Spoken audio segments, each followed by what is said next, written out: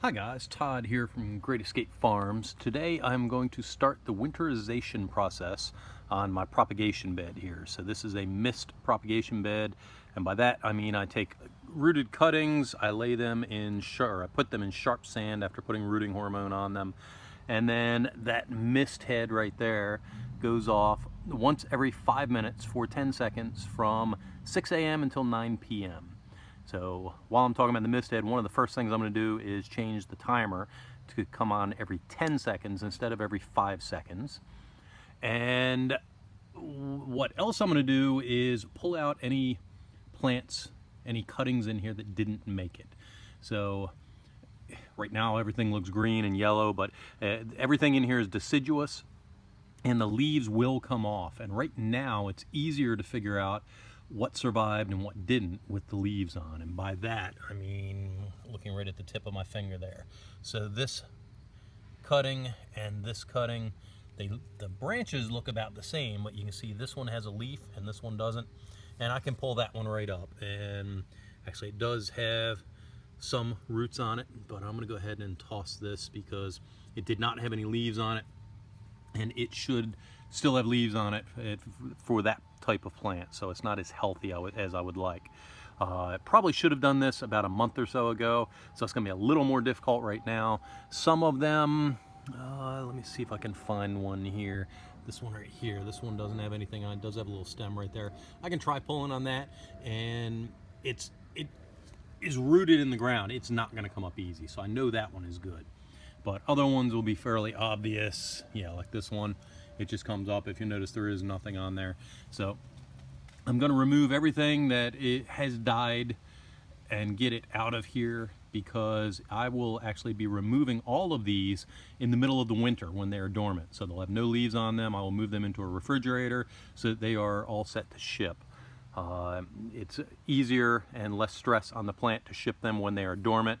When they have no leaves on them, just plain rooted cuttings. So it'll make it easier on my shipping process and easier on the plants to get everything out of here now, just to see what's going on, clean everything up, start getting leaves out of here, and overall just keep it cleaned up. So let me move back and I will show you the other section with my other plants and explain what I'm going to do with them. Okay, I am in the back section of the yard. These are actually the cuttings that were rooted last year, and I have to do special stuff with these. So I have some that I'm not going to do that well. I'm going to do different processes with different ones. So this one right here is comfrey, and down here is, these are all maypop. So the comfrey and maypop will not come out of the pots.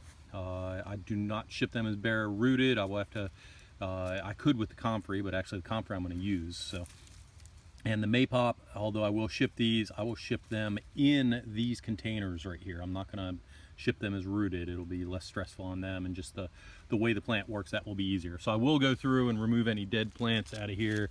So like that one right there, this one is dead. So I will go ahead and remove those out and make sure that I have good plants here.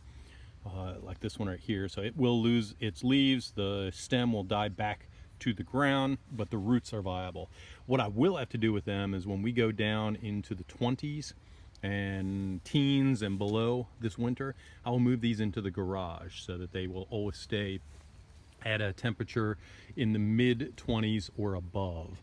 And that's just so that the roots themselves don't die out. They're a lot more vulnerable because they are in pots. They can get colder, and I don't want to kill the roots out. Same with the comfrey, because it's not in the ground. I will go ahead and take the comfrey in the garage. All of the other plants here, you can see in the back, let me see if I can zoom in here. You can see all the little red things, those are goji berries. So little cuttings like that, and I got goji berries there. All of the goji berries and autumn olive and butterfly bush and what else do I have here? Elderberry. All of those will go into, I will remove them after they lose all their leaves and they go fully dormant. I will remove them from the pots and prepare them to ship as rooted cuttings, and these will go out as second year rooted cuttings, and the ones that you saw in the bed earlier will be first year rooted cuttings.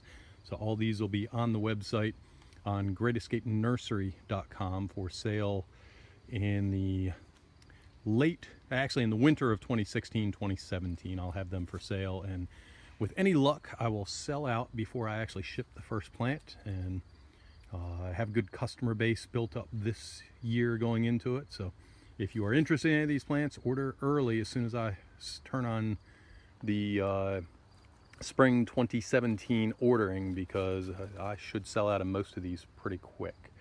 So that's it for what I'm going to do for winterization right now.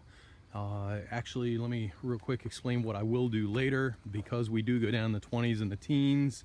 And let me walk around the backside here. On the backside, you'll notice I have the plumbing right here and the mist head, which I had shown you earlier in the video, and the pipe that goes, or the hose that goes up to my standpipe that feeds this.